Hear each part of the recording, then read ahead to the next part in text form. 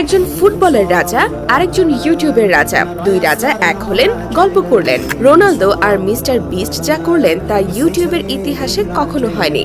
Ronaldo বলেছিলেন internet ভেঙে দেবেন, তার কথা মতো প্রথম 30 মিনিটে এসেছে 1 মিলিয়ন ভিউজ, আর প্রথম 12 ঘন্টায় এসেছে 13 মিলিয়ন ভিউজের হিসাব বাদ দিয়ে রোনালদোর সামনে থাকা এই পানির বোতলে নজর দেয়া যাক।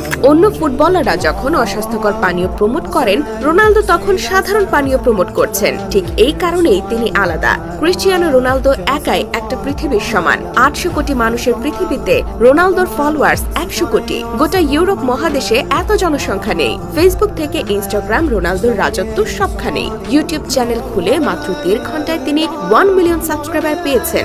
এক সপ্তাহ না যেতেই পেয়ে যান 50 মিলিয়ন সাবস্ক্রাইবার। ইনস্টাগ্রামে তাঁর ফলোয়ার 63 কোটি 90 লাখ, যা বিশ্বের মোট জনসংখ্যার প্রায় 8%। রোনালদো আলাদা একটা ব্র্যান্ড। রোনালদোর জনপ্রিয়তা দেখে খোদ মিস্টার বিস্ট বিস্মিত।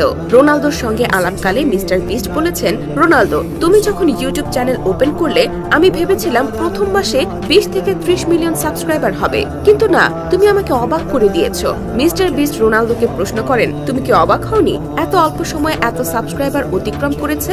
উত্তরে রোনালদো বলেন, এটা ভালো ছিল, কিন্তু আমি অবাক হইনি। কেনই বা অবাক হবেন? রোনালদো নিজেও জানেন তার জনপ্রিয়তা আকাশ সমান। একবার মাত্র 4 সেকেন্ডে তিনি কোকা-কোলাকে হাজার হাজার কোটি টাকার ক্ষতির মুখে ফেলেছিলেন।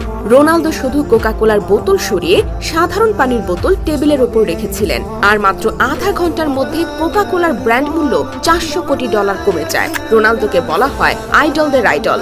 ভিনিয়াস জুনিয়র, রদ্রিগোরা রোনালদোর মতো করে গোল উদযাপন করে। এমনকি মেসির দেশের তরুণ ফুটবলার গার্নাচো রোনালদোর অন্ধভক্ত।